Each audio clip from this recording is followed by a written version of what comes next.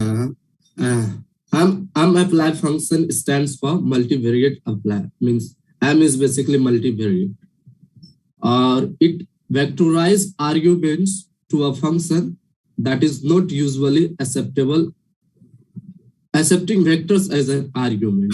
You will see later. And second is saying that it applies the specified function to the argument one by one. Basically, it gives the output as one by one according to your demand. Like syntax is M applies function, then more argument in the function, and then simplify, which is basically always true. For this, I will explain first the rep command. Rep command. It is basically saying that it replicates the value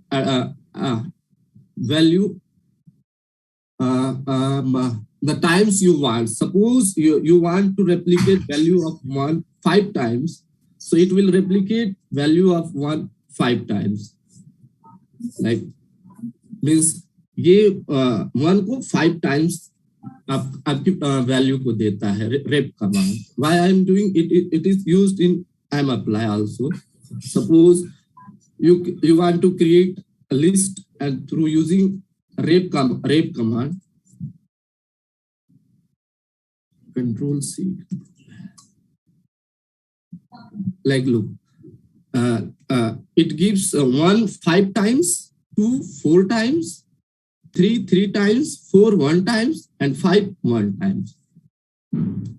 It is a one way, and same thing you can do through using mapply, which is basically first you use rep, then suppose you replicate 1 5 times, so you will write 1 column 5 times, then 5 1 times. It will take all the values in between them, like 2 4 times, 3 3 times, and 4 1 times. Just see the result.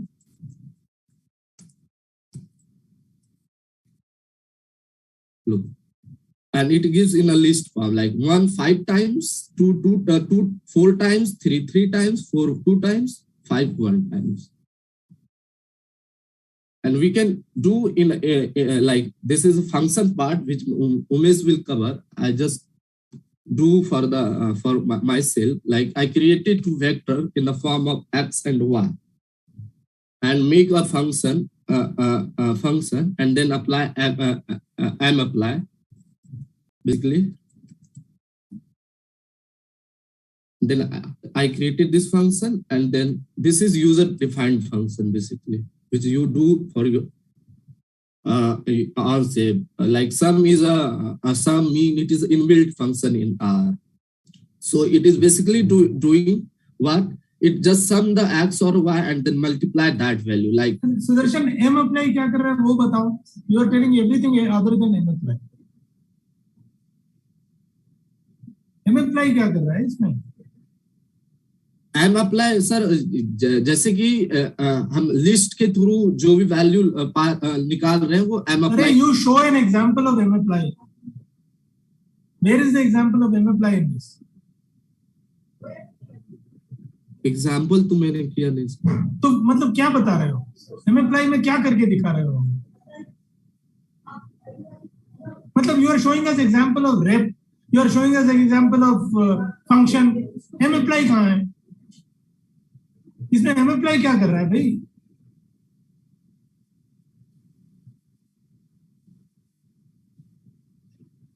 mapply कहाँ है इसमें?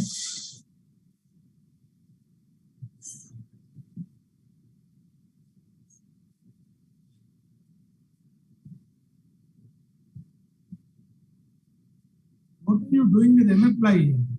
उसको explain करो ना. 119 line पर जो है उसको एक्सप्लेन करो. You are explaining all kinds of things which have nothing to do with mapply. Sir mapply basically जो भी हम लिस्ट के थ्रू करते हैं वो mapply के भी थ्रू कर सकते हैं. लाइक कि 1 को ये 5 टाइम्स रेप्लिकेट किया है, जैसे 2 को 4 टाइम्स, 3 को 3, same thing which is done here 117 line. This is a wrong explanation. छोड़ो। 124 में क्या हो रहा है?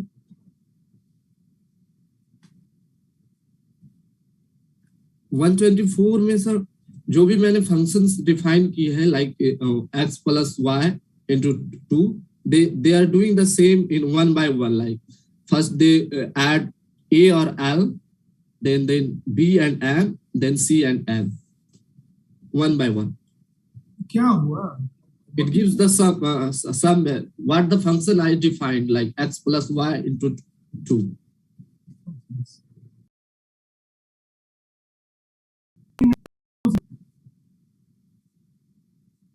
कुछ नहीं सीखा मैंने।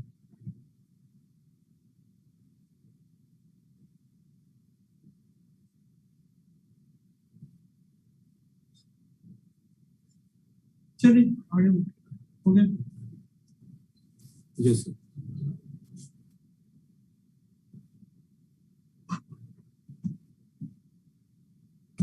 Umesh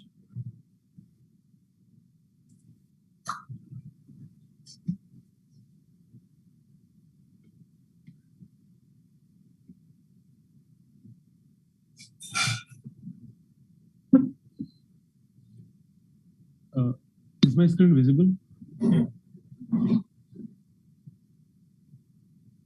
So basically, I would be covering functions today. Basically, how to create functions, and I have tried to incorporate very basic examples so that everyone can understand. So yeah. So the syntax. First of all, let us look at the syntax of. I mean, even when we're doing assignments and on many instances, we are required to write, multiple sets of commands and apply it many times. So what we normally do is we write the sequence of code block once and copy it, paste it, and run it, whenever we have to. For example, when we were making tables, right? We were calculating percentages, kind of trying to beautify the result of it, rounding off and all. So in those circumstances, the functions become quite handy in terms of cutting down on our time on writing code blocks, then copying and pasting again. So let's start with a very basic example. Yeah. Sorry. So basically, if you look at the syntax of function, it has basically three parts: the name of the function. Now, whatever name that we give to the function, we use that name to call the function. That we will see later on. Second part is argument. Argument are basically objects on which the code blocks that we have written will act. And third is expressions. Expressions are always within this curly braces. Now, expressions are the set of R commands. Within curly braces, we write those R commands, the code blocks, on which, which will run on the arguments, right? So let's start with I have created basically two numeric columns, Q and P. P is basically just 1 to 100 number, and Q is a random normal distribution. It has 100 values, mean is 150, and standard deviation is 10. Before even this, let's start with a very basic example. Suppose, we know the conversion formula from Celsius to Fahrenheit is Celsius into 9 by 5 plus 32, right? Suppose we want to create a function where, we just need to enter the numbers and it always gives the output. Normally, if we were to convert different values of Celsius, we will have to use the formula every time. So suppose if you have 0 degrees Celsius, you will have to suppose it's 1 into 9 by 5 by 32, suppose it's so on and forth. We will have to use this formula again and again. Suppose we want to cut down on our time by writing a formula. So what do we do? Suppose the name of our function is cell underscore far, Celsius to Fahrenheit basically. Now function, and now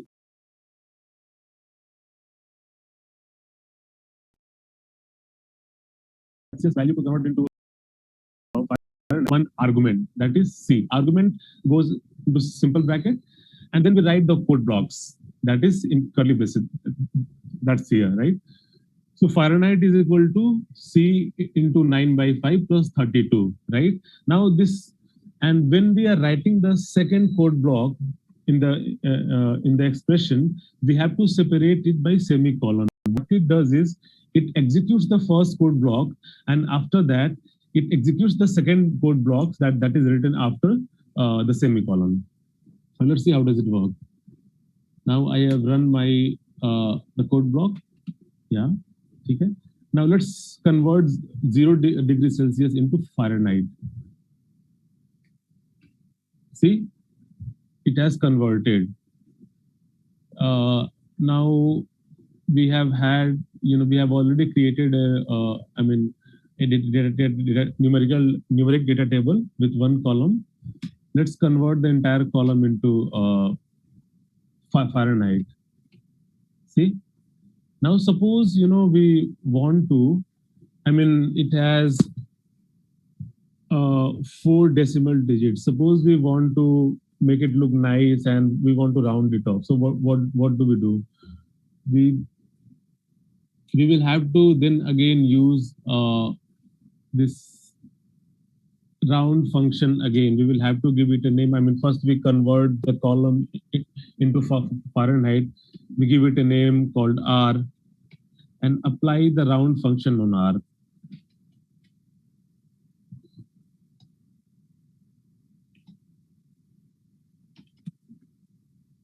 Right? Umesh, can you repeat once again what you were doing with self-R? Okay, yeah. So basically, I have tried to create a function that contains the formula of converting Celsius into Fahrenheit, right? So self-R is function name. The name I will have to use whenever I call the function and whenever I try to use the function on some value or a variable, right? So cell_var is name of the function. All right. Now the equality sign. I think, let me elaborate a bit on the equality sign.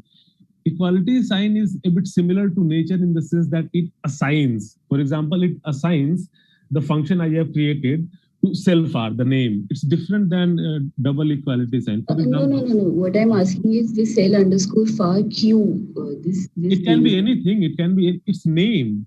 So it can be, for example. No. What I'm saying is, I've understood that you assigned a name to your function, but what you are doing in the second and the third argument, just below. Sorry, assigning the function. Okay. So basically, the first part, that is function bracket में C, right? So it's basically I'm passing arguments. Now arguments are the objects on which the code blocks would run. It's basically, I'm passing variables, putting a variable name, right, on which the third part that is under curly braces will run. Right now, yes, sir. Umesh, I think it's Sparky. What is happening here is that he is defining an argument that this function will accept. Okay, now in this case, this function accepts only one argument. Okay, now that argument in the definition of function is referred to as C. Okay, now wherever that C appears in the part inside the curly bracket, the value of the argument is going to be replaced there. So when he says self-R where C is 0, then the 0 goes is 0 into 9.5, 9 by 5. Okay, the value of C is the argument that is given to self-R. He could have used X, okay, or anything. Okay, he could have called it temp here. So it could be function in bracket temp, F is equal to in bracket temp into 9 by 5. Then temp is the argument that self-R accepts. Okay. The point is that it's just, yeah. So that was the voice of Amika. Oh, yeah. Oh, sorry. Amika. And she's asking Umesh what is happening in the third command that you gave, cell_var q. What is happening? Sorry, she's asking that. Wait, just give me a minute. I think I should just. Yeah. Right. I think it's better now. Yeah.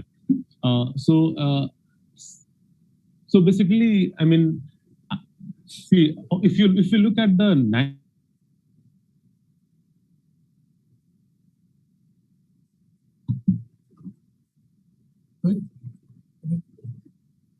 I lost Umesh.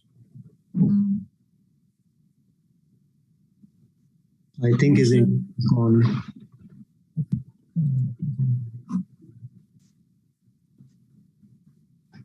The bracket that is in row number 20. Umesh, we lost you in between, so suddenly your voice will not come. Am I audible now, sir?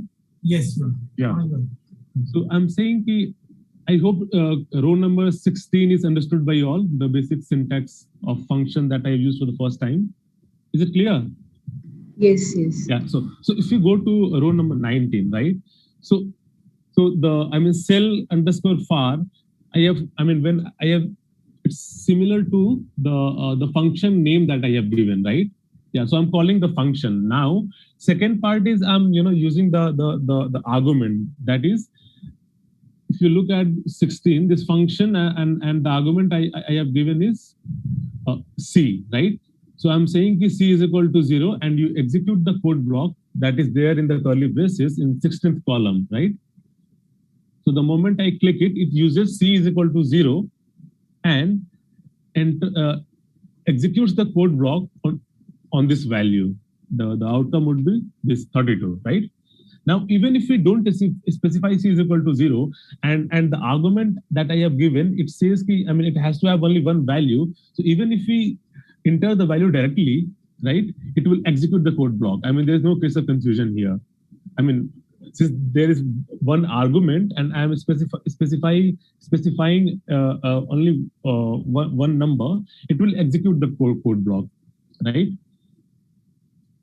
Okay, and if you look at row number 21, right, we want to kind of beautify the outcome, right? Suppose we have this, we execute the code block on this, the column we created, Q, right?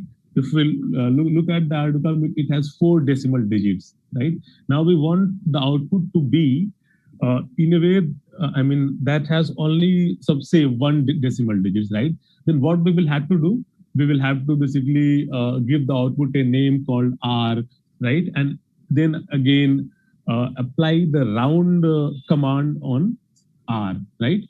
So that's how the output will look. See?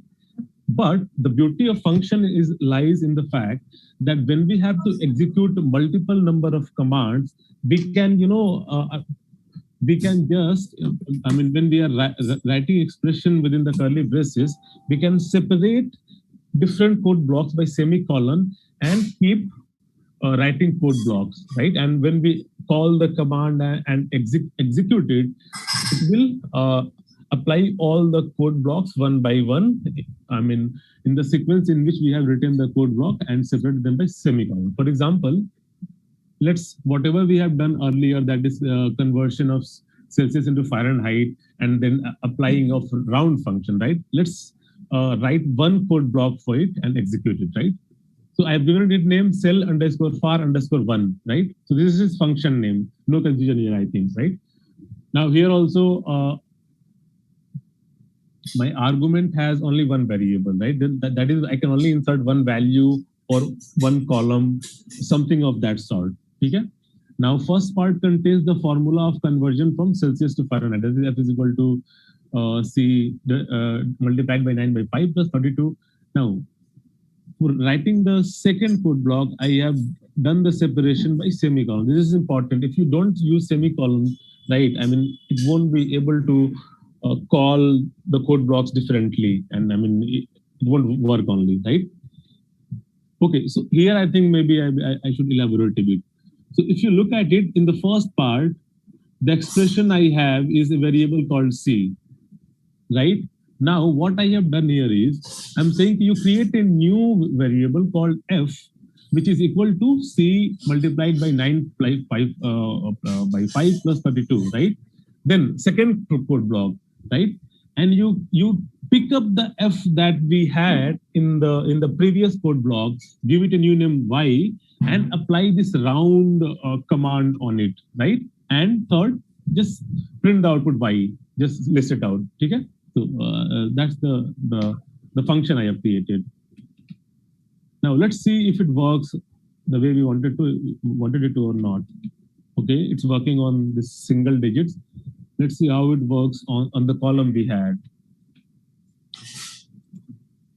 Sorry, it's one. See, so it has done the conversion as well as rounding off of decimal digits by by one place. So in one single function, we have incorporated two tasks. It has worked fine, right? Now let's move on to maybe passing on to arguments. Okay. Suppose I have I want to create a function that tells me whether a set of two numbers, whether they are divisible by each other or not. Suppose I take x and y, whether x is divisible by y or not, right? So here also the name of my function is div, that is short form of division, right? Arguments part, now see the change. Earlier we only had one argument, that was c, right? C is just a name, you can call it anything, a, b, c, d, whatever you want to. Here we have two arguments, x as well as y. Second part, that is the curly braces. Now I'm started writing function, right? If I hope everybody knows the syntax of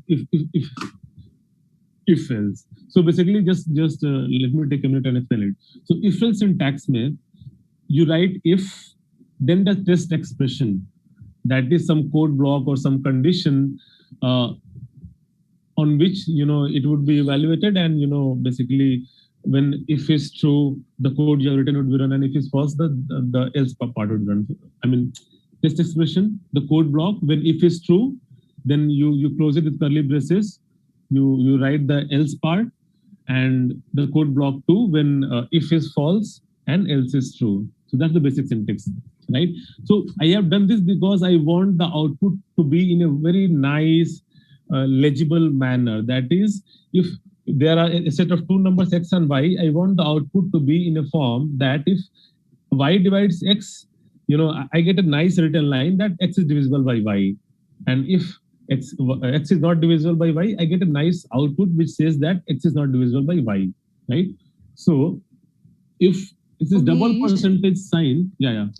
What do you mean by code block? I mean, yeah. So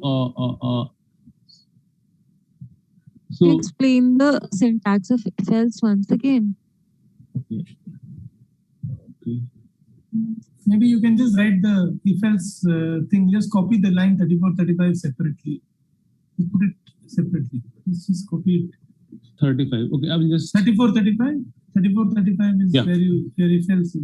So suppose I'm creating no, just do it outside a function. Just an if else, without putting it inside function. Okay, sir. Separately. So I mean, if else command, I will just show by use of example. So if suppose there is a condition that says, so you remember we created P and Q, two columns, right? So I'm saying if P is less than Q,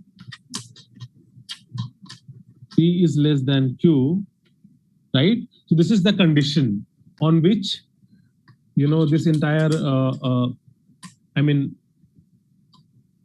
first part would be if this P less than Q is equal to true, right? The first curly brace, it will be implemented, whatever we write, right? So for example, same thing, paste, you use paste P is, say, less, right, than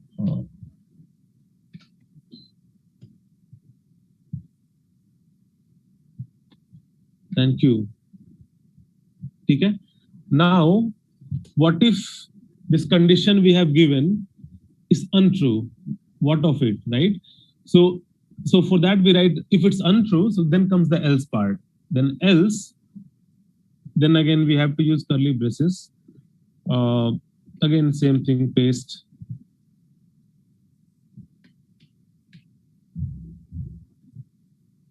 P than Q, right?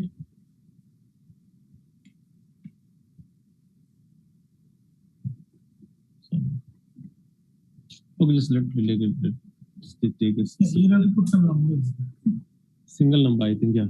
Yeah, P and Q, yeah.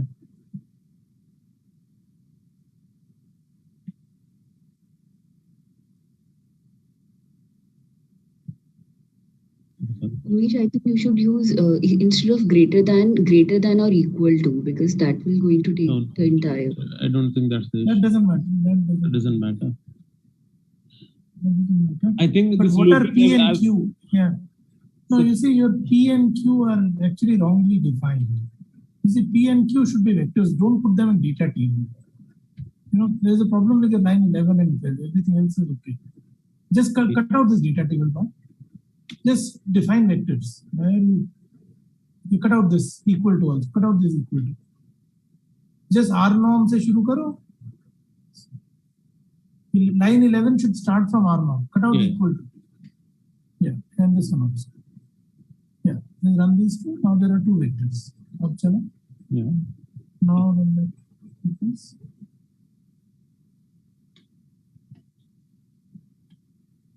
Right. Okay. And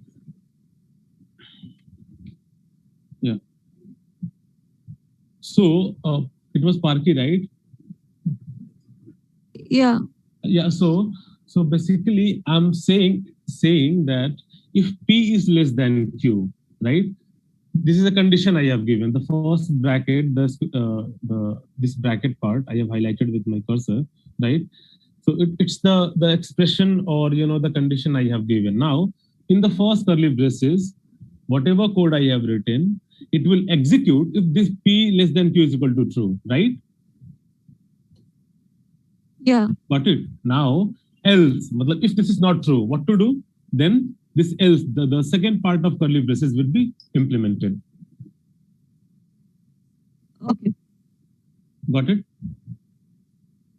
Anji. Yeah. Now, so I have used if else command in row number 33 to create a function that would give me a nicely written output, right? I mean, if I have given two arguments here, X and Y. They might be variables, or data. I mean, whatever, or they might be simple numbers, right? So my idea is when I write a code block that gives me nice written output that says that X is divisible by Y if that's true, and X is not divisible by Y if it's not true, right? So I have two arguments, X and Y, function X and Y. Then I start writing my code block by including them inside this curly braces, right? So if X, now double percentage sign is that of remainder. That is, if X is divided by Y, what would be the remainder? So I'm saying if X is divided by Y, right, and remainder is equal to 0, double equality. Look here, it's not equal, it's double equality. It will logical operation it is. So paste X is divisible by Y. Else, that is, if this is not true, this condition is not true, paste X is not divisible by Y, right? So I run the function called div. Now suppose I insert two numbers. So yeah, X is equal to 10, this is row number 39, and Y is equal to 3. Now, when we specify the variable name or the argument name, it will follow the operations of arguments we have written in the codes itself. For example, we have specified that X is this, Y is this, and it's X divided by Y, not the other way around, right? So look at 39 here, right? So since we have specified that X should be equal to 10, Y is equal to 3, it has followed the code blocks inside curly braces. Now, what if we change? I mean, we just change the position of it, right? Nothing changes because we have specified what is X and what is Y. What if we don't specify? Just write, I mean, since we have only two arguments in this function, we just write, the values in the place of, instead of specifying separately whether it's X and Y, right? Now look, despite value, I mean, the placing matters. It doesn't matter only when we specify what is X, what is Y, what is, the variables that are there in the function we have created. If we don't specify, it will just take the value as it is and apply the code block. Now let's move on to a bit more, complex or the kind of things we might use. Suppose I create a data table. It will look something like this. This is just the upper portion, right? A, B, and C. Yeah. Umesh, suppose I write y equal to 2, then check this. This one? Yeah, sure. Y equal to 2. No, there. It's a 39 line. 39, okay. Y equal to 2. Yeah. Okay. All right. Yeah. I was thinking like you just defined a remainder equal to 2. That's why 10 divided by 3, we don't get remainder 3. So that's why they are not divided. Sorry? मैं ये सोच रहा था कि जैसे कि reminder को specify किया है कि दैट विल इक्वल टू 0. नहीं, वो मतलब कि वो कंडीशन है ना, ये कंडीशन है. ये होगा, ये x को जब डिवाइड करेंगे y से, अगर ये वाला इफ मतलब क्या होता है, यदि ये सच होगा, वो वाला है. सेट तो किया है लेकिन वो कंडीशन है ना. यदि ये सच होगा तो फिर ये वाला कोड ब्लॉक पहला वाला रन करेगा, और अगर ये सच नहीं होगा यानी कि रिमाइंडर इज इक्वल टू 0 नहीं होगा तो एल्स वाला पार्ट रन करेगा. समझे? यस. हाँ, ठीक है. मतलब what you are saying is true, but वो कंडीशन है. Yeah, so we have a data table called T, and it looks like this. I mean, yeah, this. Now, suppose we want to calculate percentage, right? So what we want to do is now we have, if you look at column C, we have 25 values of X, 25 values of Y, 25 values of Z, and so on, right? So we want to calculate percentage of each values according to column C. I mean, of A and B according to column C, right? So what would we normally do is, we will, I have structured it so that it looks similar to our assignment. I mean, we might use functions to make our task easy. So it's T. I have first of all summed values of A and B by C. So if I do it, this is how it would look, right? Sum A and sum B according to C. Now if you want to calculate percentage, I will have to, basically do this operation of this entire proportion table or whatever way you seem fit, right? Second part percentage calculation ke liye hai. Now let's look what does Z looks like. It looks like this, right? So it has 5% decimal digits. Now it doesn't look that good, right? So for rounding it off, we will have to again, write one more code block that has this round off function, right? We have used lapply function here. Sorry, lapply command here. It has already been explained by Sudarshan and all, so I hope everybody understands it. So I apply round digits on column per A and per B, right? Now, so let's see what has changed. See, the rounding off has been done by one digit. Now suppose we want, the columns to contain the symbol percentage also, right?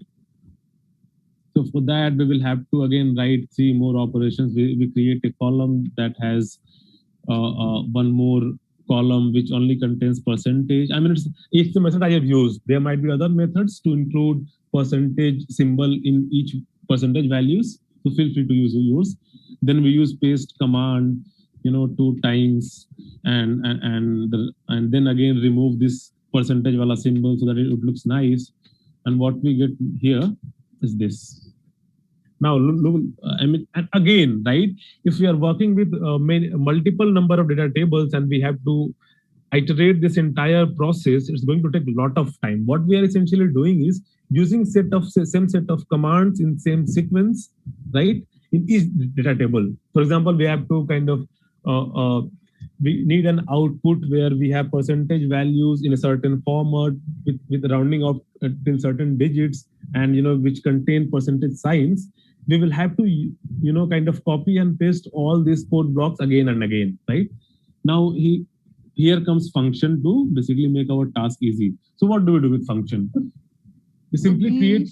Yeah. Can you explain what's happening in row number 57 and 61? 57. Yeah. So basically idea is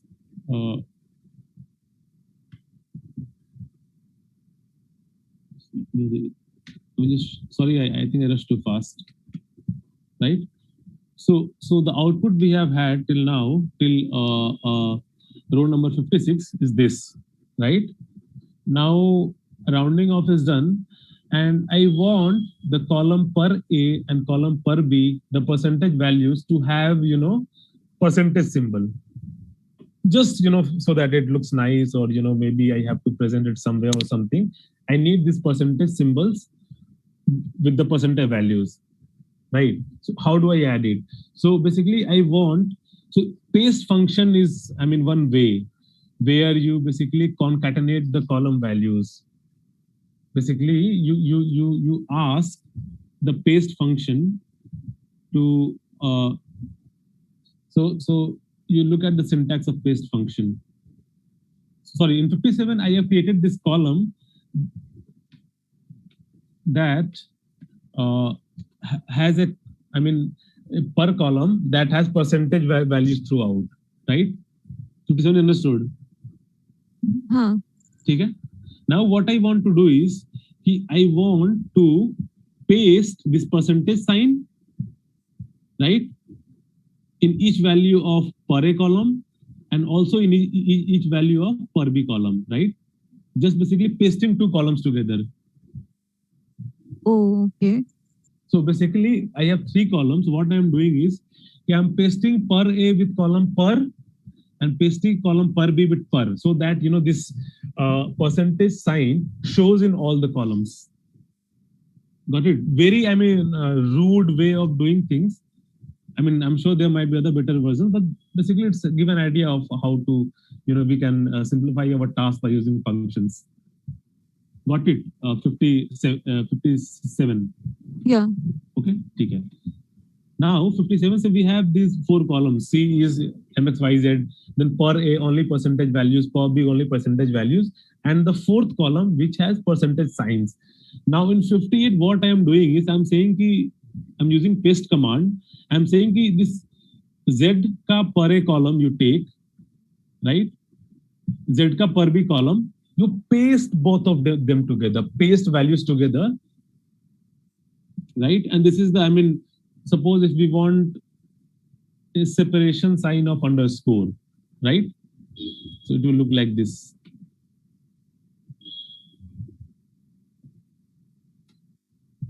See, per A mein separator is underscore. So first value, second value, so on and so forth, and the separator sign, right? Okay. Okay. Since percentage maybe it doesn't make sense to have underscore sign, so let's keep it the way it was, that is no separation. Similarly 59, right? So I applied this paste thing in column number second, And again, I will have to apply it in column number 3rd so that the value has percentage sign in it, right? So if we look at it, how does it look? Okay, so sorry.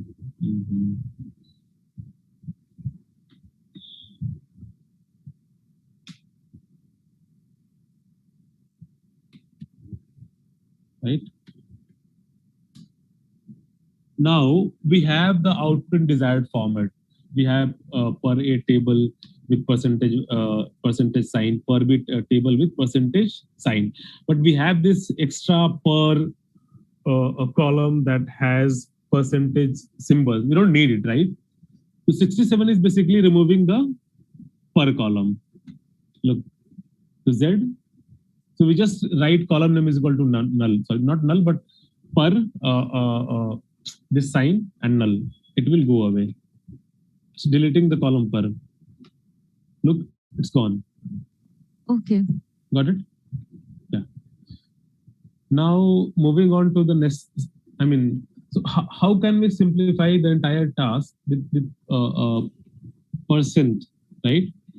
So of all the code blocks we have written, we can kind of use all of them in function, and just we can call the function and execute all sets of commands that we had to write one after other in sequences, right?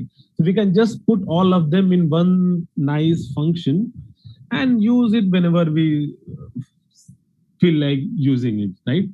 So I'm creating a function called percent. You can give it any name you want. It's your choice, right?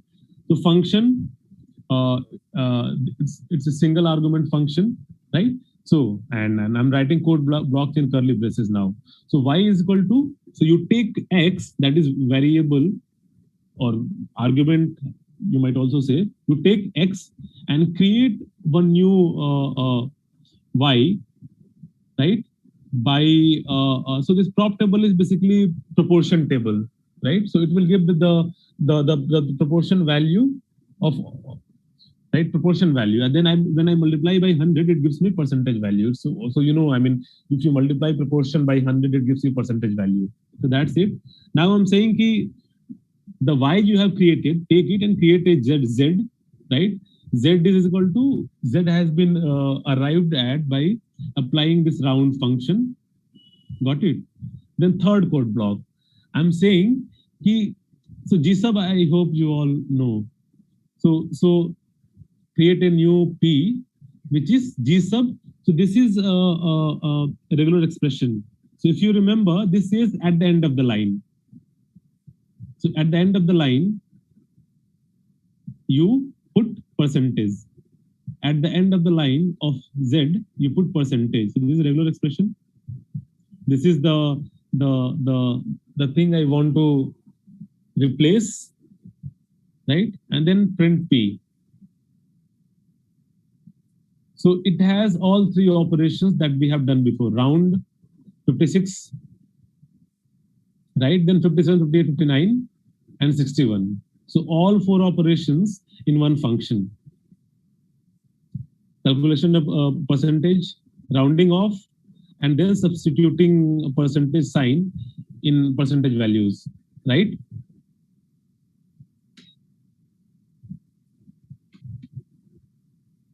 Now, what is the role of the dollar here? So regular expression where you might remember, dollar says the end. Okay, put it at the end of the. Put it at the end of the thing, value, whatever we are specifying. So this in regular expression, this used to be at the beginning of the line. This, right? Umesh, your example would have been clearer. Okay. Instead of line 57, 58, 59, 60, 61, you just use the G sub there. Then you would just bring it into the function. The same command you could have used there. Okay, sir. And then anyway, now carry. Should I create one example? No, it will take time. It doesn't. Okay. So basically, gsub, what it does is you specify a certain regular expression, you know, and you say this is the combination or regular expression I want to substitute. So this is something you want to substitute with what? This second thing, percentage sign in case here, into Z, the variable you want or the vector you want or the column you want, right? This is basic idea of G sub. So I'm saying ki, just look at the end of the line and insert percentage sign. Okay. So once this function has been written, and now once I have done this summation by C, right? Now I want to calculate percentage of this output. So here I use my percent. So basically I say list out C, a percentage A is equal to the percent function we have created, apply it on sum A, and percentage B is equal to use the call the percent function we have created earlier and apply it on sum B, right? So let's see what do we get. See, everything that we had to do in 4-5 steps that has been done in one single command, right? Now, whenever we have a table and we want output of this output similar to this, we can always call the percent function and apply it. And I mean, when need be, we can also kind of rewrite the code blocks, add elements to it, and modify it according to our need, right? Now, this I found a bit useful, so I have before this. So basically, functions once created, they can be used over each other also, and also functions could be used inside functions. For example, suppose we have created a function f1, right? So it has 2 arguments. One more thing, sorry. Prop.table is a function, like a well already defined function. Sorry? I mean, it's a data. It's a data tables command. Oh. I haven't specified, on my own. Umesh. Yeah. So this is not doing it using by, right? So no. Yeah. So by, I think we will have to do separately. I couldn't think of a function that does the second first part. If you look at first part, I have done it in the crude manner we used to do. I mean, I tried, but I couldn't find out a way in which I could write a function that does the by part. So I have done the by part first and then applied the function. All right. Okay. Yeah. By the way, prop.table is not data table; it's a native code function, base up. But it works. I mean, it works without data table. It's a base up function. Okay, base. Yeah, it's there in our Comes inbuilt, Umesh, in your. Okay. what does it do? It compares proportions, Okay. and you can specify Okay. row proportion or column proportion. Okay. Yeah. So the functions, they can be used over each other, and even when we are creating, say, some new function in the code block, we can always use the earlier functions we have created. A very simple example here. Suppose f1 is one function we have created which says multiply x by y, right, and divided by z. No, not divide by 100.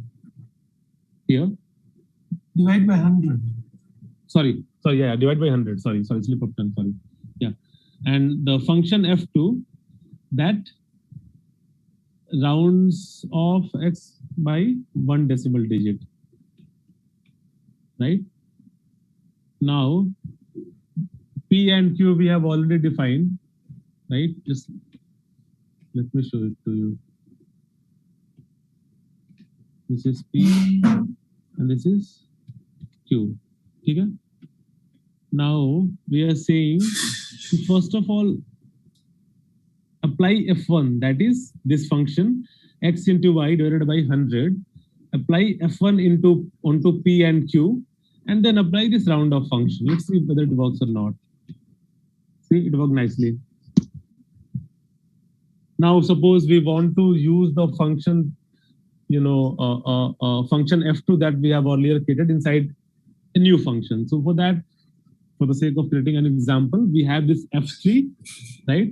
Two arguments x and y, and we have created we have written a new code block, which is f2 is equal to f1, and then, we are executing f1 on x2 here with two arguments. It's a function of. I have just done this thing 95 into this thing. Basically, this thing I have tried to incorporate in a function only. Result is exactly the same. It's a function of function. Exactly, it works. Function of function, or applying function over functions over functions, everything works. This is function over function, and this is function inside a function. Look.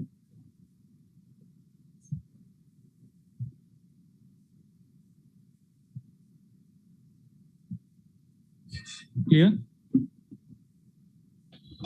Now, there might be instances where, we might, it's difficult for us to know how many arguments we have beforehand, right? Or there might be instances where, we might encounter different number of arguments, and we can't really specify beforehand what are the number of arguments that, that would be coming to us. So there is no way that, if we write, what to do if we write a function of that nature. Now there is this three dot operator, it's called ellipsis. It comes in handy here. Now what we do is, instead of specifying the argument, we just apply three dots. Instead of writing x, y, z. So when we apply three dots here, function knows that, the number of arguments is not specified. Whatever number of arguments we give, it will accept. So instead of writing x and y, I have just put three dots here, ellipsis. It tells the function that, the number of arguments might be unspecified, unlimited, or any, not fixed beforehand, right? Let's do a very simple summation function. So fsum is the function name, right? Function, instead of arguments, we have put ellipsis sign, three dot sign. And we say, okay, first of all, give it a shape of data table. You can make it a list or anything you want. You will have to look at the code block and how it is run, and then you will have to go about on deciding what proper format it should take, the data table or list or what all, right? So we are just saying, sum x, right? So here we are saying the number of arguments is unspecified. When we are writing the code block, Umesh, yes, it's not sir. exactly unspecified. What ellipsis is saying is that sorry, the number of arguments is not specified. Number of arguments is, it's basically saying all the arguments that are accepted by data table may be provided. Data table accepts certain arguments. Yes, sir. All the arguments that are accepted by data table can be provided. Yes, That's sir. what it is. Yeah. So, sorry, sir. Yes, sir. Yeah. So it will take all the arguments Of the functions that are used inside this function. Whatever arguments they accept can be provided here. Yes, sir. Yes, sir. Okay, so we in the curly braces, we specify the operation we want to do on the data table that we have created here, which has been taken from here, the arguments part. Now, suppose we have 1, 2, 3, 4, right? See, it worked. We need not say X, Y, Z, and G. Here we could have one way of doing it was, so we have 4 arguments in 104, row number 104. So one way of doing it would have been X, Y, Z, M, 4 arguments, right? And then we did not have had this part. But then again, what if we had to apply the same summation function, say on 1000, basically 1 to 1000, right? So we can go on in the argument section, right, writing 1000 arguments, right? So we just use this three dot thing here, right? And it takes it nicely. Look, it has applied.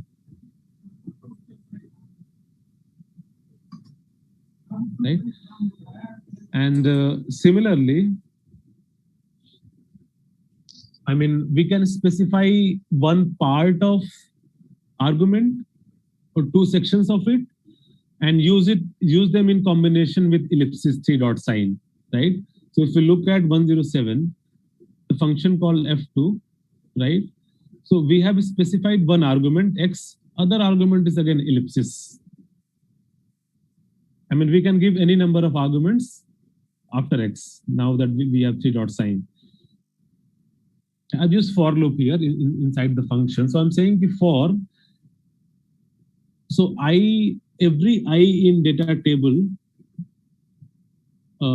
this three dot sign that is here, the ellipsis part, it will take the appropriate form of the data table using the ellipsis, that is three dots, all the values that come after x, right? For each I in data table, print y, which is equal to x into I, right? So for loop inside this function, right? So here, look what happens. So we have put 10 in place of x. So 10 is x, rest all is ellipsis, the three dot portion. Now what the function will do is, it will give 8, 9, 7, 6, the form of data table, and execute this code block inside curly braces. That is, it will multiply value x with every value of y and give the output. Let's see what happens. So 10 8s are 80, 10 9s are 90, 10 7s are 70, 10 6s are 60. Umesh, Yeah. what is y is equal to print x into I? What is that doing? Yeah, so basically here, so this is the code block. Print, matlab basically you multiply and give the output, print it in an output format. And I mean, you need not have, this y also. It's just making it neat and, kind of, suppose when we have to use multiple code blocks, so it's easier to give the variable a name, so the next part becomes easier. Yeah, but in that case, you could just say y is equal to x into y, and then the next command would have been in this chain. The next command could have been y, right? I think that too will work. It should work, I suppose.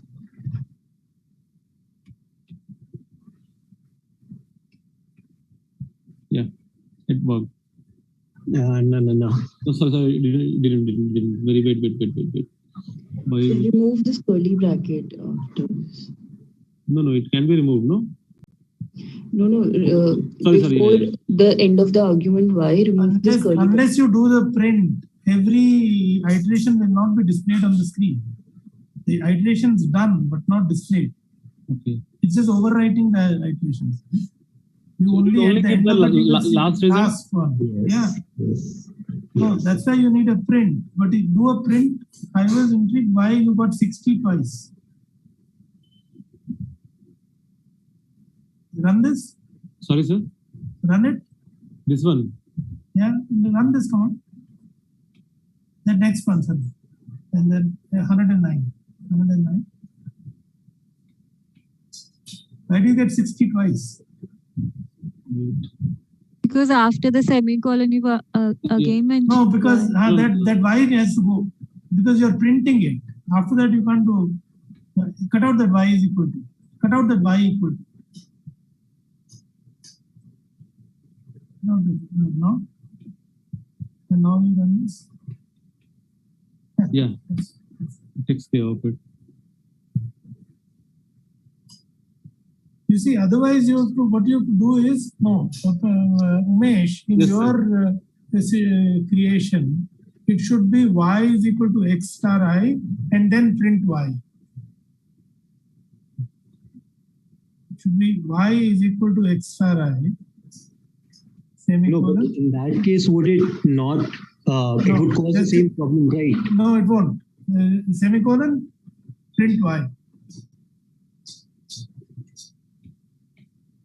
Print y.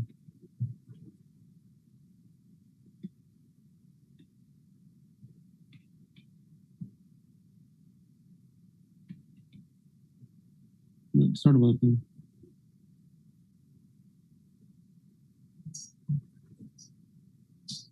No, because your print y, should it not be outside your for loop?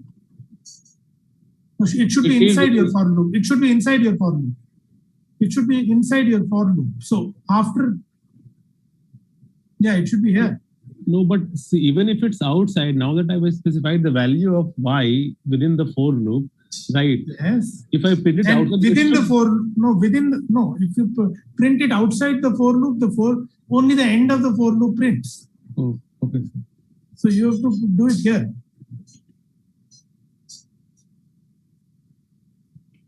I don't think we need a comma. No comma, space. Oh, sorry. That's it? I think so. Or two separate lines. Yeah, this. Yeah, it works. You have to do it inside your for loop. Otherwise, it's only the end of the for loop. Thing. I mean, yeah. So this part I didn't know. I just, this for loop part I didn't know that it prints output in a certain manner. No, you see, in a for loop, yes, each iteration of for loop is overwriting the previous one. No? Okay. So if you're going to print after the for loop is completed, the only thing you're left with is the last iteration. Okay, sir. So I have not understood the ellipsis. Okay. Ellipsis is basically saying, now look at 107. That's a good example.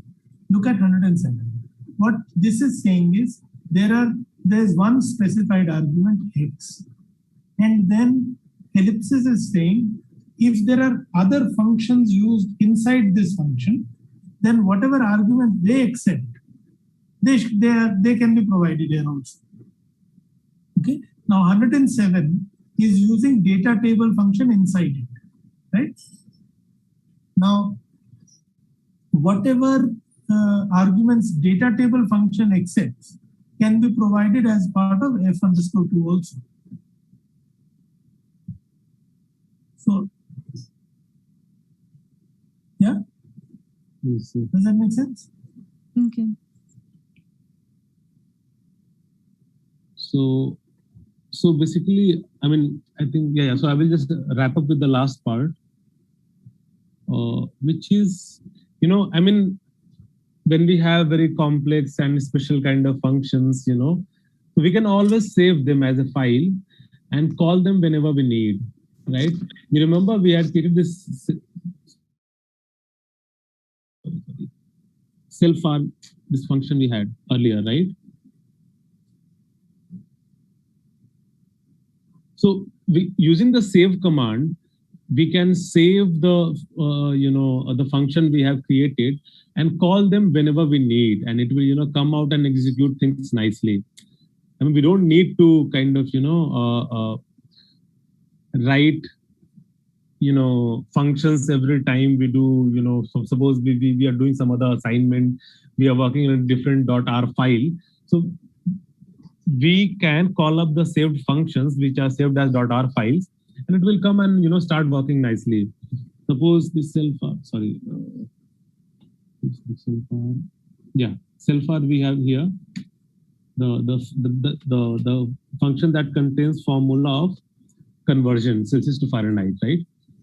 So we can use save command. Self-arg is the function name, right? We separate it by comma. And file may we give the path location. If you don't give it, we just write self-arg. .r extension is important. It has to be here. If it's not there, R won't be able to read and call back the function. Okay. So this file path and then the name we want to give it. We do it here, right? Now self-arg function is there, right? Let's remove it. It's removed. Now let's see if it's there or not. It's not there, right? Let's call it up. So we just say load in double inverted comma. We give the file path and file name. It will be loaded into our R environment, right?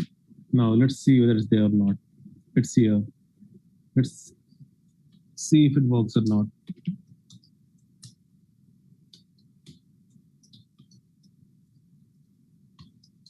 It's working. So it's always useful, when we have very complex set of, functions, or we have created certain functions we think might be used over and over again. We can save them in form of .r file and, call them up whenever we are working in R and we need that the certain code needs to be used here. So it really saves on our time and effort. Yes, sir. That's it, sir. You've eaten up all of Raj's time. Raj, how much time do you need? Hello, sir. How much time do you need? Hello. Yeah, Raj, I was asking how much time do you need? Yeah. Yes, sir. Is that okay for 30 everybody? minutes. Is that okay for everybody? Yeah, 30 minutes is fine for me. I have another meeting at 11. That gives us exactly 30 minutes. I think so. Can I make presentation on next day, Saturday? Yeah, that's also fine with me. Either way is fine with you, whatever you prefer. Sir, I also want to present. Today? Yes, sir. Hey, let's do it. You can't do it all today. I mean, apart from time, people will not digest. Can we do it the next class? Because yeah, I think we should do it in the next class. Can we have a class on Saturday and then have another class on Monday so that we cover? Otherwise, it will just go. Yes, sir. Yes, sir. That's fine. Is that okay? So let's have a class on Saturday, and Raj and Swati will speak, and then on Monday, whoever was scheduled for Saturday will then go on to Monday. Is that okay? Okay, sir. That's it. All right. I had a couple of questions from Umesh's presentation. Yeah. Then this is, we can take 10 minutes. Yeah, sure, Anuj. Umesh, so I had two questions. One is from your script file 107th line. So you so there you say that towards the end of that command you're saying print y. What happens if you use only y there instead of print y? Does that create any problem? I think it will just give the end value of, let's see, why don't we see it, right?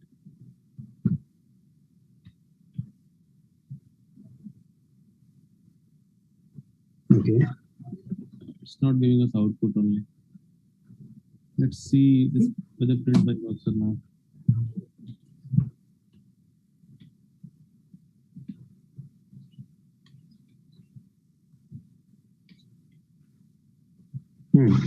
Yeah.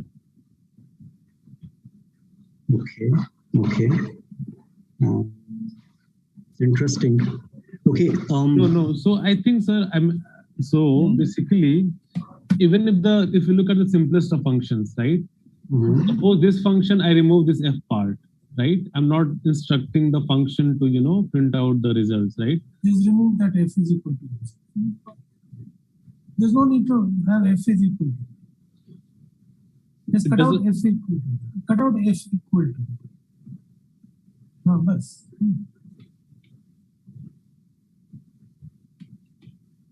Okay. But in cases where we need to, give different outputs of separate code blocks names, then though I think we need to, instruct it to print the results. This print is required only because of for loop. What example, you were doing that y is equal to, what if, for example, you do f is equal to something, and then you do g is equal to something else, and then multiply f and g. then you need to define f.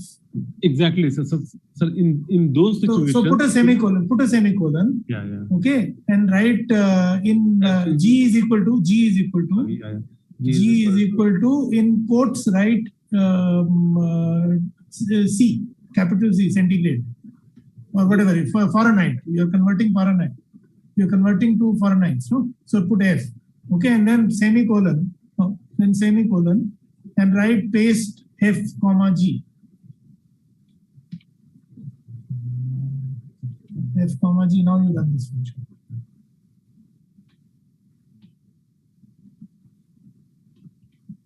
Now that gives you 32F. So that's the purpose of having F and G defined.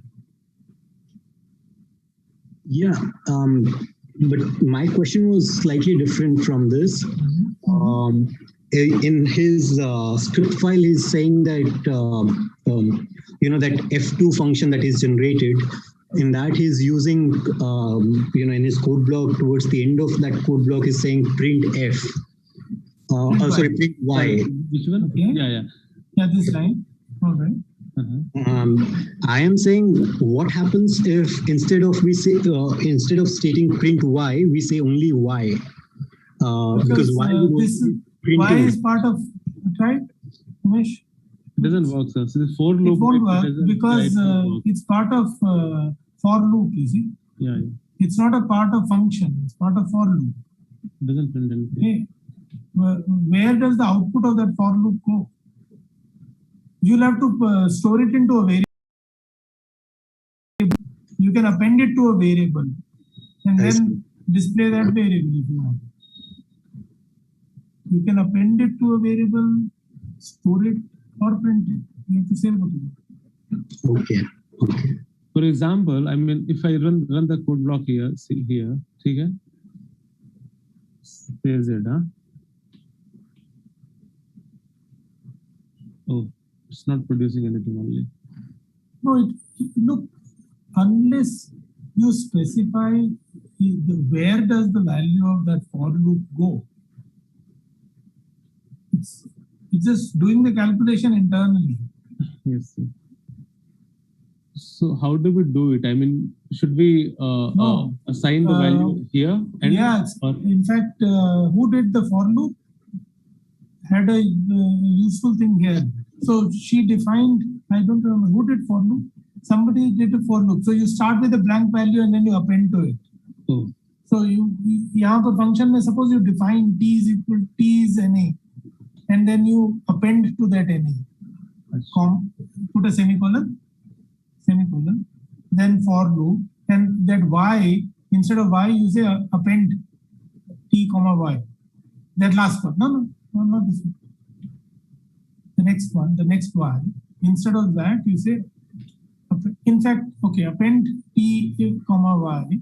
That t equal to NA will have to be outside. Append t comma y. Append t. T comma y. Okay, and that t is equal to NA, cut that t is equal to NA out. Cut out the t equal to NA. And write it before your function. और नीचे जाओ, जहाँ पर तुम 107 में लिखो. Okay. Write t is equal to NA in 107. T is equal to NA. You started with a blank t, and now you run 107 and 108. See what happens. It's 106. Run 106. Should I run 106? Yeah. 106, 107, 108. Run all three. And now look at value of t. No. I think 100 needs to be run first, no? Yeah, 107 is written first, no? T is equal to yeah. Has been run, and now 106 is just a function. 108 is now run 108. At the end, you have to run 108. I don't think that should. Didn't work.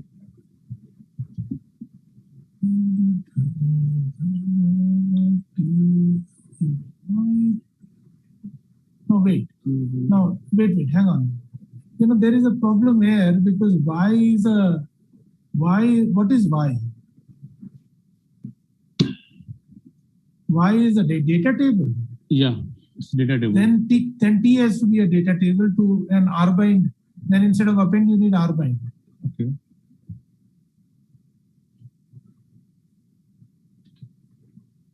But T is not a, and then T is equal to NA doesn't work. What is this data table? You see, there's a problem in the way you use data table right from the start. Data table has to have variables in it. What is the variable name? So basically, sir, I mean, when I was doing this ellipsis, first of all, there was not much material available.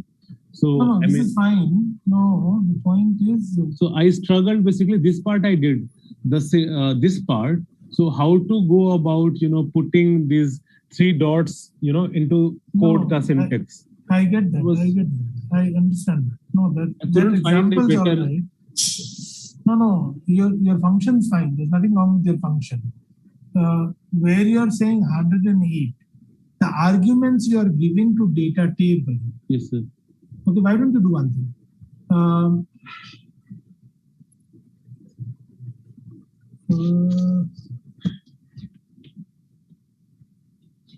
You see, what will this do? This will create a variable called v1. Okay, do one thing. R bind t comma y. Where you've done R by t, make it t comma y. Yeah. And where in 107, write t is equal to data table. Data dot table in bracket v1 is equal to n. I think it uses a capital V. Now run 106, 107 and 108.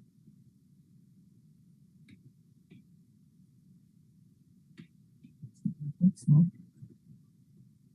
x. Okay, try fill is equal to 2, not a bad idea. In your R bind t comma y, put fill equal to 2.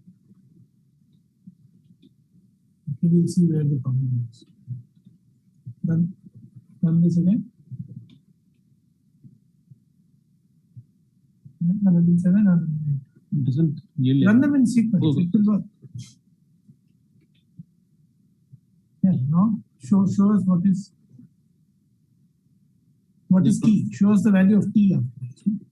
Must be null. Okay, NA. V1 is there, but it's NA. Y is, yeah, that is what 107 has created.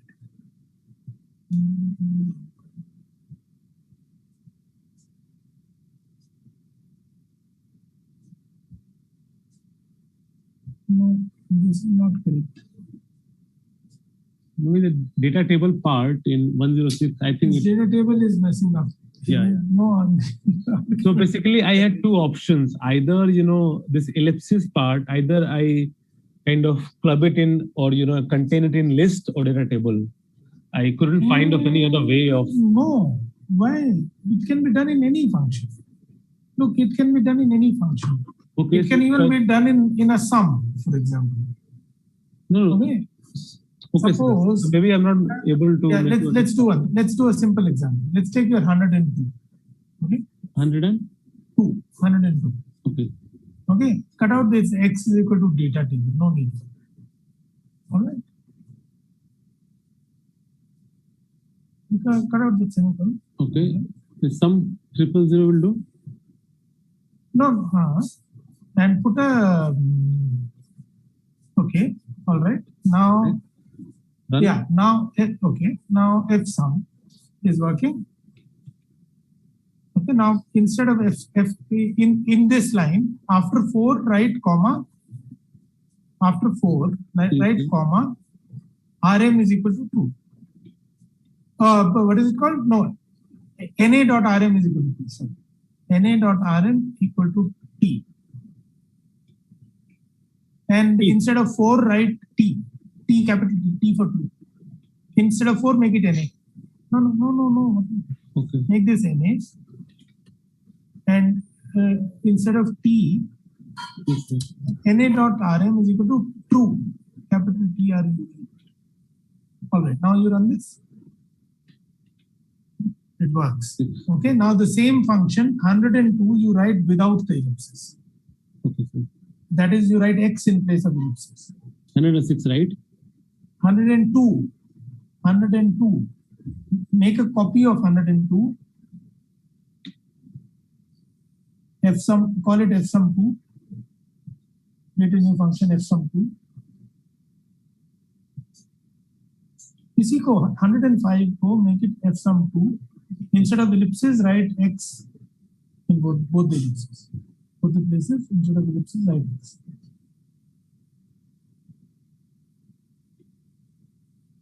And now do an f sum of 1, 2, 3 NA. F sum 2, 1, 2, 3 NA. No, it won't work. Hey, यार तुम जो मैं बोल रहा हूँ वो करो ना. So NA.rm. I didn't want you to do this NA.rm. Your control C करो. This will to hang. It doesn't. You see, NA.rm is not an argument of fsum.p. Okay, you can understand it like this one. Okay, first move line 103 below 105. Cut this out. Cut line 103 out. Put it under. Okay. Now you've created two functions. 103, 104 को blank lines को हटा दो. And create a line 100 and copy 104 again. Do it twice. One make it f sum, the other make it f sum 2. The same arguments. Okay. F sum and f sum 2. Okay. Okay. Now there are two functions. Let me explain. Function 102, line 102 defines the function in which all arguments of sum are accepted. In line number 303, we are defining a function in which only one argument is accepted, x. Okay, it's going to do a sum of whatever is given inside. Okay, now when you do sum, now can you make put 1, 2, 3 NA into a in a vector C color. In your 104 and 105, नहीं, Okay. 104, 105 में 1, 2, 3, 4 की जगह एक x है ना? That x has to be one argument. Okay. C 1, 2, 3 NA. NA के बाद बंद करो. NA के बाद बंद करो. Same thing in the next line.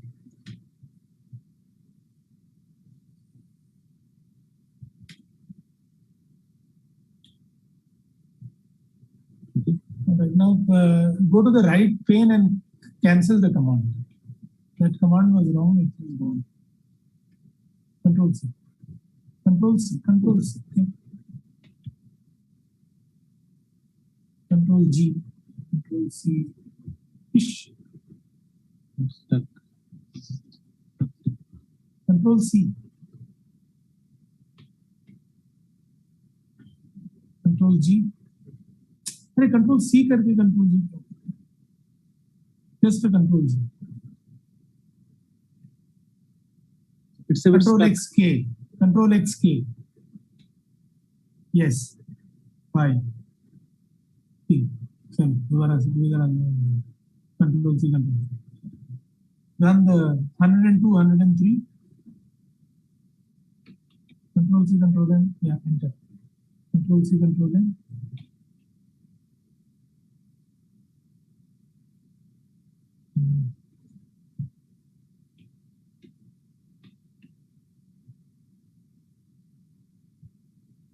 Yes, sir.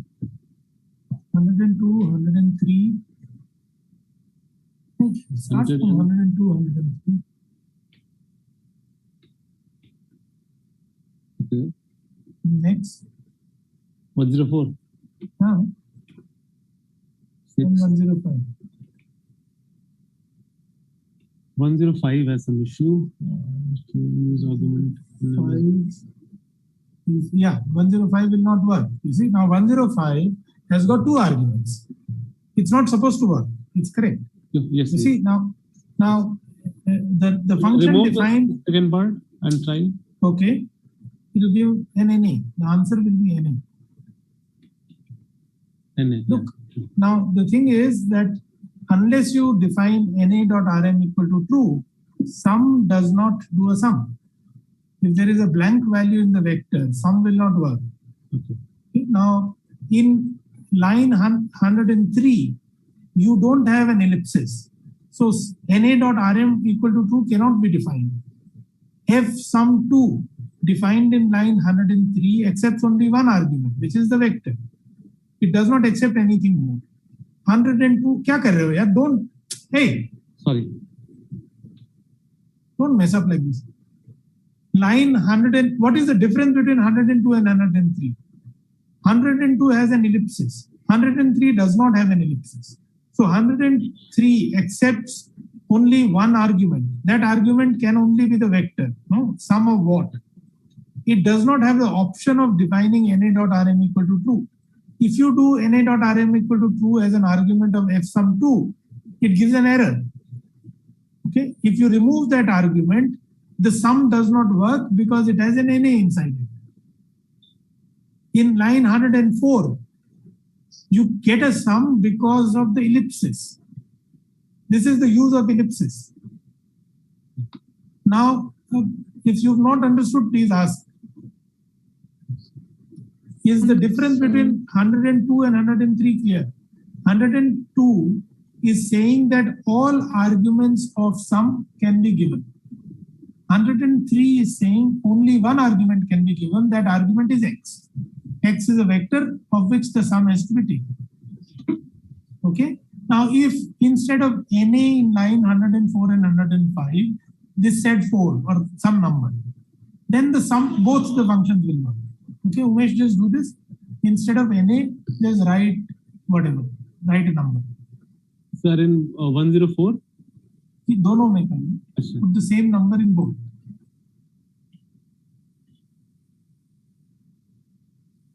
Okay, now run these two lines. Just these two lines, functions को बार-बार run करना. So shouldn't we remove another? अरे just run it. मैं बोल रहा हूँ करते. NA.Rm इसमें हटाना पड़ेगा. It doesn't accept. 105, there is only one argument allowed. Now run this. Yeah, okay, both work. They give you the answer 11. Okay, now instead of 5, if you have NA there, what happens? 105. दोनों में instead of 5, put NA. 104 I'm running. Now run both. 104 works, gives you 6. 105 gives you NA.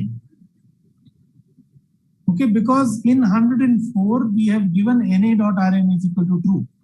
That NA.Rm equal to true can only be given in 104, cannot be given in 105, because function f sum allows for ellipsis. F sum 2 does not allow for ellipsis.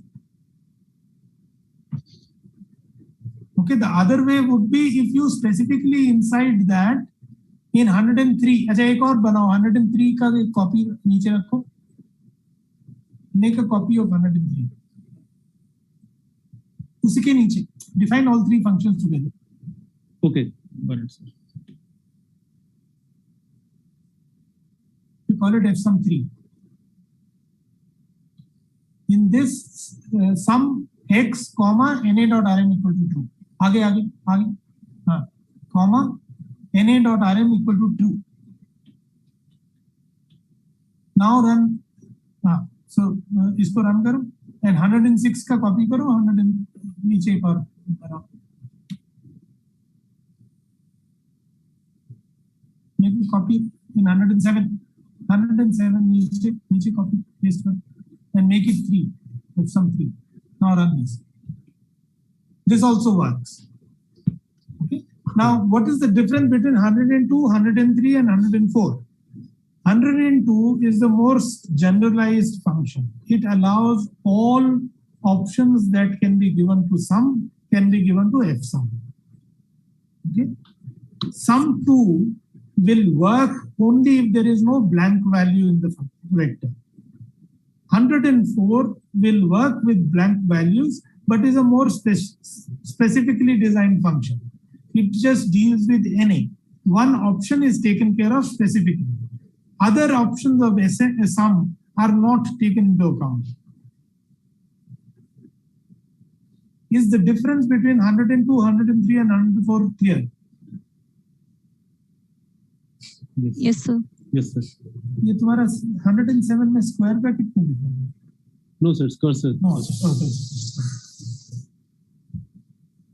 Is the difference in how these are working or not working clear to everybody? The ellipsis gives you a general purpose operator. It says all arguments that are accepted by functions used inside the function can be given to this function also. The parent functions, whatever arguments the parent functions can be given, are accepted by the child function. Okay, in this case, the parent function is sum, the child function is f sum. So whatever arguments were allowed for sum can be given to f sum. Okay, in sum 2, nothing, just a vector is given.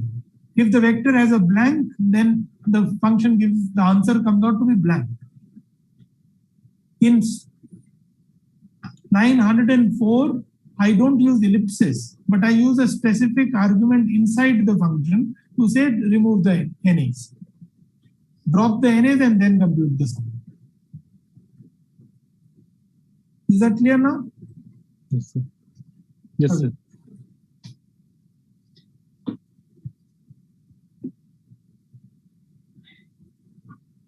So this implies that the inbuilt sum function does not, I mean, if there are NAs, Yes, of course. yeah. Doesn't do the sum. Yes. So it's basically removes NA while it's doing the sum, right? So for example, we are calculating mean. That's, but you have to explicitly say NA dot Rn is equal to true. The Yeah. default is false. Yes, The sir. default in some function is false. Don't remove NAs. So for example, when it's calculating mean, so does Same it also, for example, n the number of values, does it discard NAs or does it? No, not by default. Not by default. No, You have when to we say specify. all n at RM is equal to true, in that case, does it discard the number of NA values? Yes, it discards the number of observations. And the number of observation is reduced by that. Okay, sir.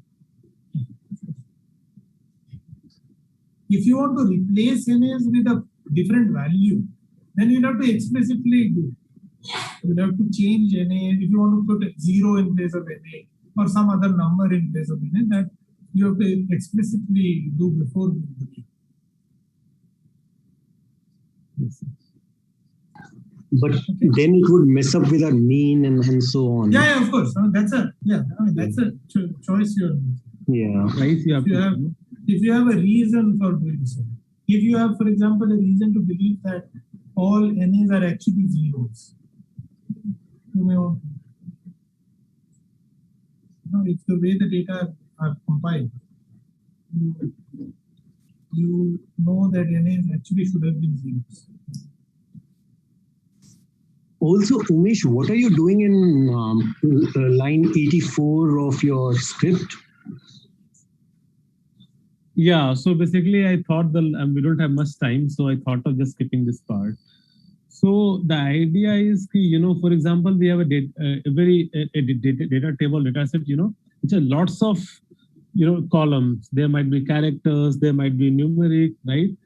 So for example, if we want to calculate sum or mean of only, we need a kind of summary of some kind of operation, variance or anything, right? So if we just, for example, we have this M function, it just calculates mean, right? This mean, sum of x divided by length of x. Okay?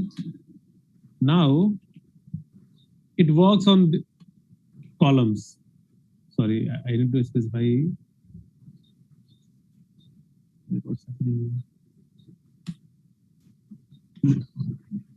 You need to specify T. What is your T here?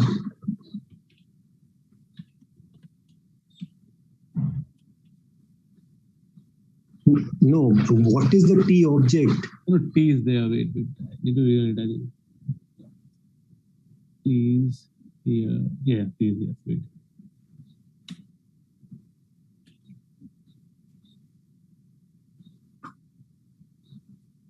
No, you have to call the library data table. Oh yeah, yeah. वो पूरा नया buffer Okay, guys, I'm sorry. I have a meeting at 11. You guys can continue though. Yes. And those who want to continue the discussion can continue. Those who want to leave can leave. I'm going to leave. Don't you have to use Zoom? No, I don't have to use the Zoom. So I'll just make you the host and Okay. Okay, sir. Thank you, sir. Yeah, we killed the R buffer. No, okay, I will read this library thing. Yeah. It should work now. Yeah. Okay. So let's start from the beginning, right? So we have this very simple function.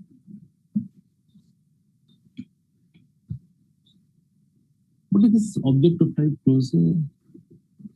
It was working fine. No, now you have to call T. Define your object T.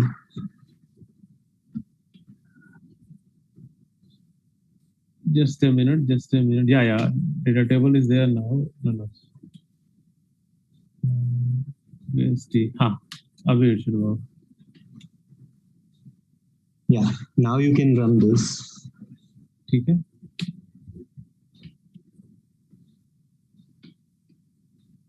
Worked. Okay. Worked. Now, what if we apply the function on the data table only? It won't work, right? Yeah. So we can go on, kind of extracting numeric columns, character wala columns, right? First of all, we will have to identify them, then extract them, then apply them. So I found this very useful, this command, which is filter. So you write the command filter. For example, let's see how does it work here. Filter, okay? Why didn't it work on the data table? So Parky, so if you look at the structure of T data table, so it has 3 columns. First is numeric, right? Second is integer, again number only. Third is character vector, right? The operation we have specified in function M is calculation of mean, right? Oh, and so it can calculate mean of character vector, no? Oh, okay. Okay. So इसीलिए for instances like this, or for example, there might be instances where we just need to filter out a certain kind of, columns, character, factors, whatever. So you use filter. So it filters out. So whatever you want to filter, I want to filter out the numeric columns and T. ठीक है. Let's look at the what do we get here? Z.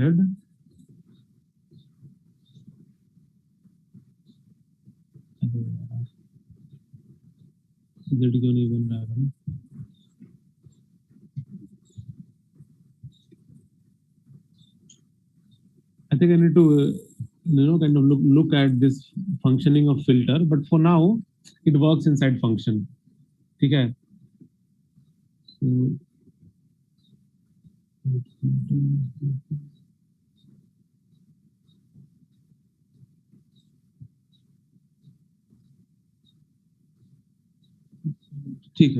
so I write as is dot numeric. So all the numeric columns should be selected of X. That is this argument I have. Only one argument I have. Okay. Now the output of it is Y. Now I'm saying on Y, apply the function M, sapply. So sapply will give the output in a vector format, no? Not like lapply that will give each and every element. Okay. So I will define this function N. Now if I apply N on the entire data table, it takes out the numeric columns and applies the function mean on it. Got it? अच्छा, इससे पहले Umesh, where you were using filter, you actually wrote as dot numeric. वहां पर is dot numeric आएगा I think. Oh, sorry, yeah. So sorry. Is that numeric, no? हाँ क्या इंसान nervous हो जाता है ना थोड़ा सा प्रेजेंटेशन में। ये देखो, ओ हाँ आ गया, ठीक है, आ गया, हाँ ऐसे ही कर सकते हैं। सो is dot numeric, I think is dot character will also work. Let's try is dot character. Different combinations of it. ठीक है, फिर वही कर दे, is होगा ना, गलती। सो कैरेक्टर जो कॉलम है उसको निकाल के फिल्टर आउट कर दिया।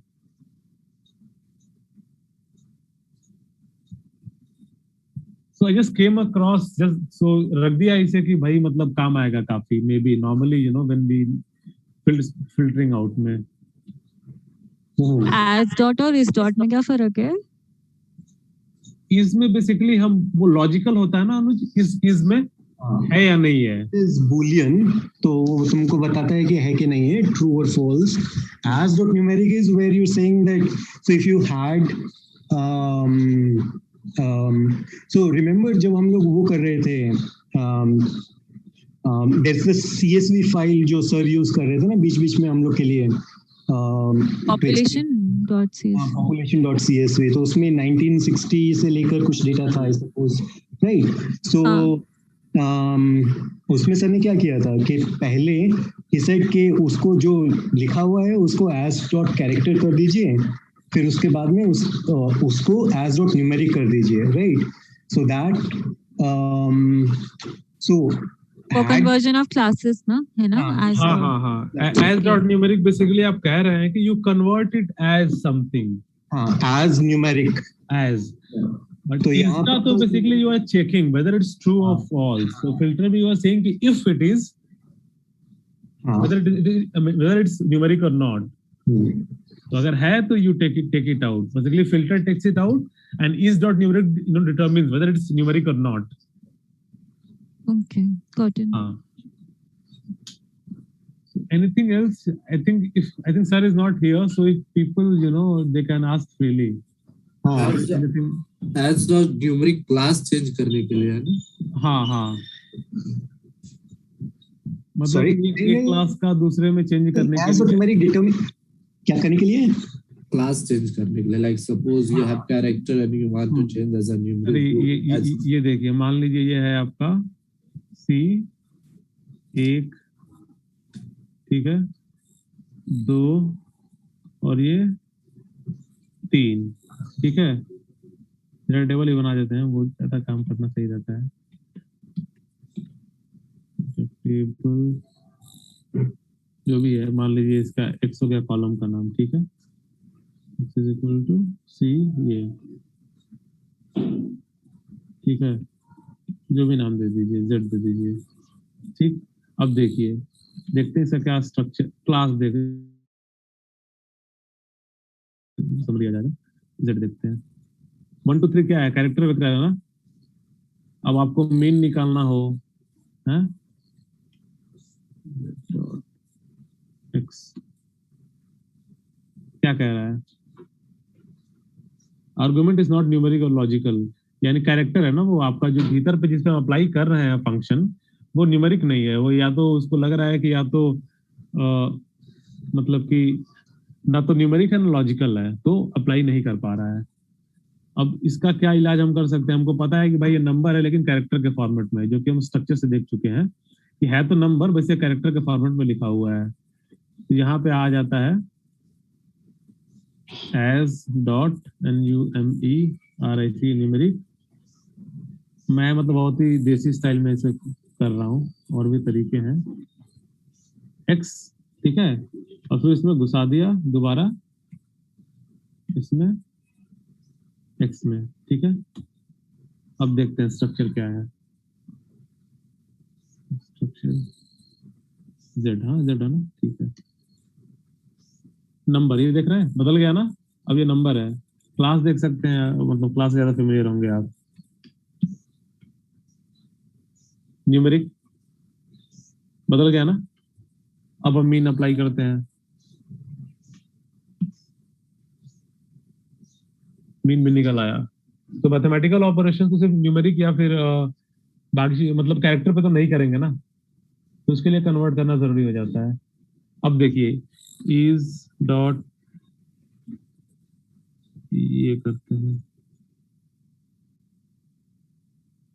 ठीक है, z को डिफाइन करते हैं, is dot numeric numeric z, इसको यहाँ पे करते हैं, क्या करते हैं, फॉल्स है ना, क्योंकि ये न्यूमेरिक नहीं है, ये लॉजिकल है, ये पूछ रहा है या नहीं है, इज कैरेक्टर z, इस कैरेक्टर 2 आना चाहिए ना, क्लास ही चेक कर लो ना सीधे। नहीं वो तो है, क्लास में हमें पता ही है, ठीक है, एक बार और देख लेते हैं। सॉरी सॉरी सॉरी सॉरी, मैंने थोड़ा गलती कर दी, z x ट्रू, मैं सॉरी, मैं टेबल का पूरा डाल दिया, मुझे कॉलम डालना पड़ेगा ना, ठीक है। इज न्यूमेरिक, देख रहे हैं, देखिए क्या किया मैंने, मैं चेक कर रहा हूं, मैं पूछ रहा हूँ जो z में जो x कॉलम है वो न्यूमेरिक है या नहीं है, ये लॉजिकल है। इज डॉट न्यूमेरिक एक बिल्कुल लॉजिकल ऑपरेशन है, वो बताएगा सही है या गलत है, इसके दो ही आउटकम्स होंगे, ट्रू या फॉल्स, फॉल्स है। अब मैं पूछ रहा हूँ इस कैरेक्टर है, मतलब ये जो एक्स कॉलम है z डेटा टेबल के भीतर, ये कैरेक्टर है या नहीं है, ट्रू कैरेक्टर है। और देखिए क्लास से भी हमारा वही निकल के आएगा, कैरेक्टर। अब एस डॉट न्यूमेरिक में क्या करते हैं, हम कहते हैं कि जो हमारा जो ये z डेटा टेबल का x कॉलम है, इसको आप न्यूमेरिक में कन्वर्ट कर दीजिए, ठीक है। और फिर ये मैं ऑपरेशन कर रहा हूँ रिप्लेस करने के लिए, तो कन्वर्ट करके दोबारा x में घुसा दीजिए, ठीक। अभी देखते हैं, कैरेक्टर है फॉल्स, न्यूमेरिक है ट्रू, चेंज हो गया ना इसका class. Hello, Yes, yes, yes. तो मुझे लगा वाईफाई चली गई है और मैं ऐसे ही बोल रहा हूँ इधर से।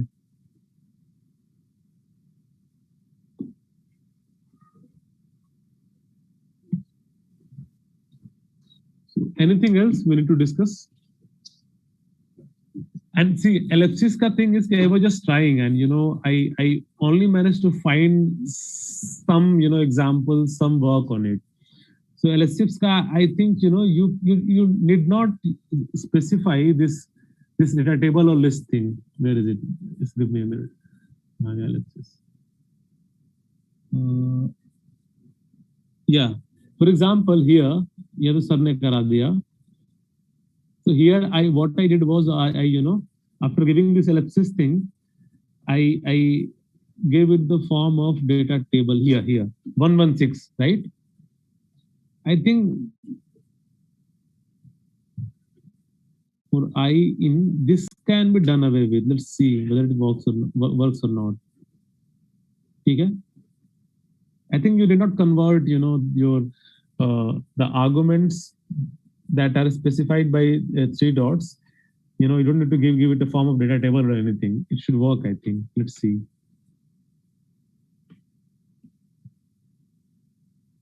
Oh, it's not working. So which requires one argument. Maybe I need to work more on it and see how this ellipsis thing works. Away data table will work, list will work, but this thing won't work. अभी इसको देखना पड़ेगा मुझे.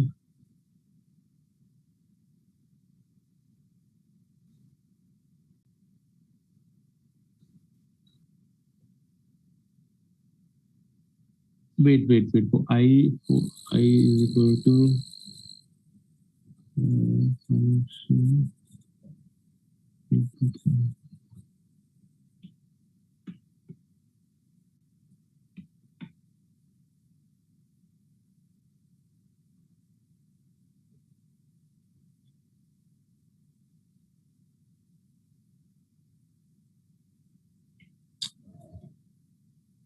I don't know. देखना पड़ेगा इसे. Sorry. Any questions? Okay, I have one observation that I wanted to share. हाँ अनुज, sure. जो हमने अभी ये पूरा सम वाला जो हमने किया था अभी साथ में, तो उसमें not sum. Distinct. One did with sir. हाँ. 1022 107 वाला, वाला है ना. तो इसमें when you ran it, जब हम जनरली कभी फंक्शन को अप्लाई करते हैं और उसका जो आउटपुट आता है, it comes as a vector. Say it comes as a vector. तो उसमें it shows कि फर्स्ट से लेके फोर्थ तक एक रो में दिखा रहा है, फिर नेक्स्ट रो में फिफ्थ से लेके एट्थ एलिमेंट तक दिखा रहा है, और सो ऑन, राइट. इसमें because it's running a for loop, it shows 1 1 1 1 for each of them. So it's not showing like 1 to 4 in one and then 5 to 8 in the next row, and then all of that. You're talking about this portion. हाँ, एक बार आपकी इसमें ऊपर जाइए ना, जो ये जहाँ पर बफर खुला है आपका आपने इधर. हाँ, किधर? नो आर के बफर में ऊपर जाइए. ओह, इधर. चलते जाइए. इधर ही रिपीट कर लेंगे ना जो कमांड है. हाँ, तो चलिए बताइए. जो आपने फॉर लूप वाला जो कमांड चलाया था ना, फॉर लूप की तो ऐसी की तैसी कर दी सर ने. हाँ, तो वो स्टार्टिंग वाला जो था वो रुकिए फिर से करते हैं. फॉर लूप वाला ऐसी तैसी होने से पहले जो चलाया था वो वाला ही. एक सेकंड. हम ये कर सकते हैं ना, ये वाला तो ठीक काम कर रहा है. ये वाले को हम एक सेकंड, ये वाला भी हम ट्राई कर सकते हैं. एक सेकंड. और आई इन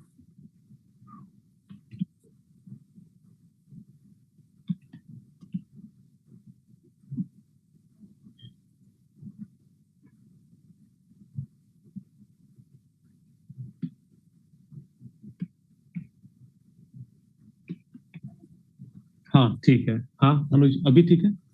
हाँ, तो मैं ये बोलता हूँ कि जैसे 32 से पहले ये 1 दिखा रहा है ना, सो ये 1 1 1 1 इसीलिए दिखा रहा है 1 1 1 एग्जैक्टली. हाँ, so it runs, so it's like iterating ना.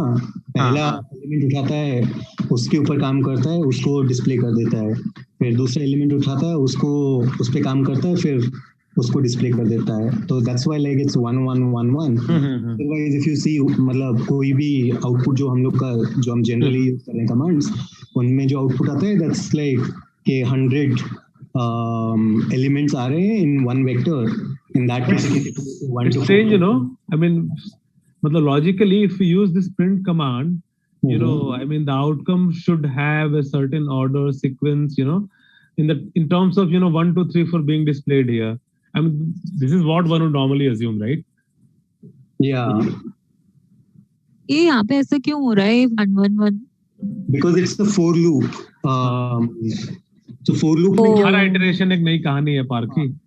तो वो एक फर्स्ट एलिमेंट उठाता है, उस पर काम करता है. तो ये फर्स्ट एलिमेंट जैसे 0 है ना यहाँ पर सेल्फर 2 में, जो इन्होंने कमांड डाला है, लास्ट कमांड जो डाला है सेल्फर 2 0 2 4 57. तो सेल्फर 2 में जो फर्स्ट एलिमेंट आ रहा है दैट्स 0. तो वो 0 पे पहले काम कर रहा है, उसका डिस्प्ले कर रहा है output. Then after displaying that it picks up the second element which is 2. ठीक है, और उस पे काम करता है, उसका आउटपुट डिस्प्ले कर रहा है which is 35.6. Then it picks up the third element 4, उस पे काम करता है, उसका आउटपुट डिस्प्ले करता है which is 39.2. But given that it is doing it one by one, so the first time it runs on only one element, which will be just like one element also, right? So the output of it is also one element, which is why it's showing 1, and then it picks up the second element, but by then it's dropped the first element when it's running that for loop. ठीक है, तो उसमें फिर second element पे काम करते हुए भी उसका जो output आता है वो भी 1 में दिखा रहा है. So But अगर हम in general if you use this kind of a function directly बिना for loop में, तो वो 1 to 100 या 1 to 4 दिखाता है इसमें कि 32 would have been the first element of the output, then 35.6 would have been the second element of the output, 39.2 would have been the third element of the output. But इसमें अभी 1 by 1 ले रहे हैं तो 1 1 1 1 दिखा रहा है. Okay.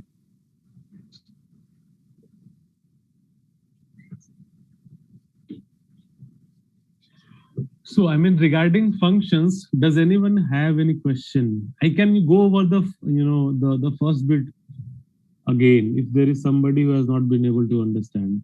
And it's okay. Abhi sir is not here, so there is no judging and all.